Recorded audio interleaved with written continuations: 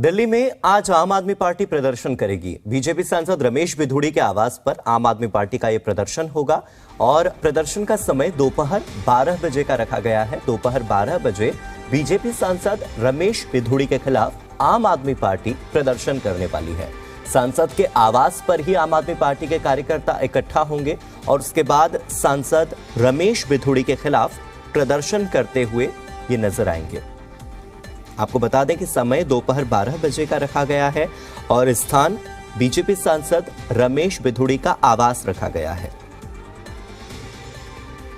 तो सियासी लड़ाई अब सड़कों तक आ गई है और सड़क पर उतरकर आम आदमी पार्टी के कार्यकर्ता आज प्रदर्शन करने वाले हैं।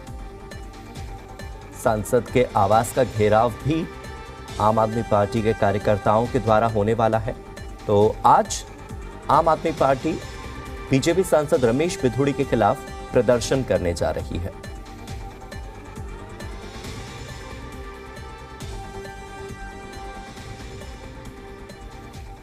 तो अभी तक दिल्ली में जिस तरह से सियासी समीकरण देखे जा रहे थे, उसमें यही साफ हो रहा था कि भारतीय जनता पार्टी ने लगातार विधानसभा में कुछ मुद्दे उठाए और हंगामा किया।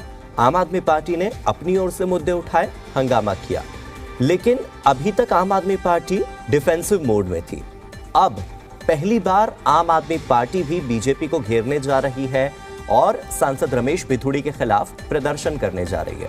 मेरे वरिष्ठ सहयोगी तरुण कुमार मेरे साथ जुड़ गए हैं ज्यादा जानकारी के साथ। तरुण, किस चीज को लेकर यह प्रदर्शन होने वाला है? सांसद रमेश बिधूड़ी के खिलाफ किस मुद्दे को लेकर आम आदमी पार्टी उनको घेरना चाहती है?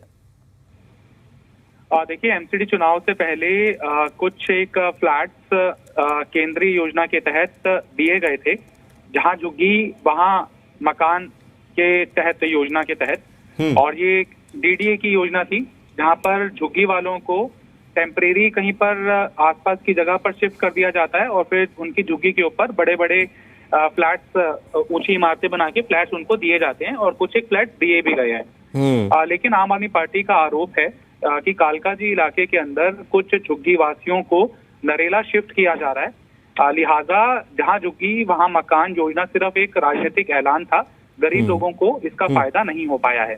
लिहाजा कालकाजी की जो विधायक है आतिशी, क्योंकि ये विधानसभा कालकाजी पड़ती है लेकिन ये लोकसभा के हिसाब से दक्षिणी दिल्ली का इलाका पड़ता है, जो कि सांसद रमेश बिधूड़ी के अधीन आता है। वहां से वो बीजेपी के सांसद हैं। लिहाजा उनके घर का घेराव करने की मंशा से और बीजेपी की कार्यशैली को कटघरे में खड़ा करते हुए आम आदमी पार्टी का ये प्रोटेस्ट उनके सरकारी आवास के बाहर कुछ ही देर के अंदर शुरू होने जा रहा है।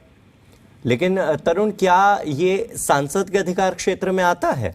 क्योंकि जो घर तोड़ने का काम है या वहां पर अतिक्रमण हटाने का काम भी अगर कोई कर रहा है तो वो काम किसके अधिकार क्षेत्र में आता है?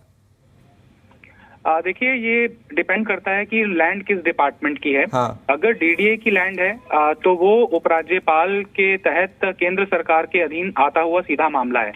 और जब भी ऐसे झुग्गी वालों को फ्लैट दिया जाता है तो बीजेपी चूंकि केंद्र के अंदर सत्ता पर काबिज है, लिहाजा बीजेपी उसको अपने फायदे के लिए भुनाते हैं। और एमसीडी चुनाव से पहले बीजेपी ने ऐसा किया भी था।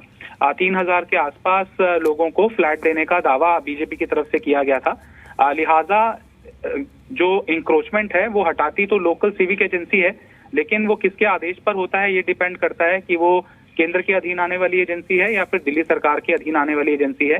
डूसूप की अगर लैंड होती है तो ये दिल्ली सरकार के निर्देश के ऊपर एमसीडी कार्रवाई करती है, लेकिन अगर एलएनडीओ डिपार्टमेंट की या डीडीए की लैंड होती है तो केंद्र सरकार के अर्बन डेवलपमेंट डिपार्टमेंट के निर्देश के ऊपर एमसीडी कार्रवाई करती है। कार्रवाई एमसीडी करती है, लेकिन किसके निर्देश पर किया जाता है ये डिपेंड करता है कि लैंड किसकी है। लिहाजा इस मामले के अंदर लैंड ऑनर डीडीए है। लिहाजा केंद्र की भूमिका को सवालों के घेरे में आम आदमी पार्टी मुखर तरीके से उठा रही है। लेकिन अगर एमसीडी में, वैसे तो फिलहाल अभी तक आम आदमी पार्टी को पावर मिली नहीं है, लेकिन जैसे ही आम आदमी पार्टी को पावर मिलती है, मेयर चुन लिए जाते हैं और उसके बाद क्या ये संभावना बनती है कि एमसीडी इसमें इंटरवीन कर सकती है? क्या एमसीडी भी अपने अधिकारों का इस्तेमाल कर सकती है? क्योंकि ये तो तय है कि डीडीए के अधिकार क्षेत्र में ये जमीन आती है, लेकिन एमसीडी का इंटरवेंशन हो सकता है क्या इसमें आगे चलकर? देखिए, लगता नहीं है कि एमसीडी अपने ही बिहाफ के ऊपर, बेशक वहां पर सत्तारूढ़ दल कोई भी हो, हालांकि आम आदमी पार्टी ये दावा कर रही है कि सीएम अरविंद केजरीवाल ने गरीबों को आश्वासन दिया है कि उनकी एक भी झुग्गी को उजड़ने नहीं दिया जाएगा जब तक कि उनको वैकल्पिक व्यवस्था नहीं मिल जाती है। लिहाजा ये राजनीति की भेंट चढ़ता हुआ मामला है, लेकिन एडमिनिस्ट्रेशन के हिसाब से अगर इस योजना को समझें तो बीजेपी का ये दावा रहा है कि जहां झुग्गी वहां मकान सिर्फ कालका जी इलाके के अंदर ही योजना फलीभूत नहीं हो रही है, बल्कि दिल्ली की अलग अलग जगहों पर शादीपुर के पास राजेंद्र नगर विधानसभा क्षेत्र के अंदर कठपुतली कॉलोनी आती है, वहां भी बहुमंजिला इमारतें खड़ी हुई हैं और वहां एक कठपुतली कैंप जो होता था वो आनंद पर्वत के अंदर शिफ्ट किया गया और कुछ ही दिनों के अंदर वहां पर जो झुग्गियां थी उनकी जगह गरीबों को फ्लैट दिए जाएंगे।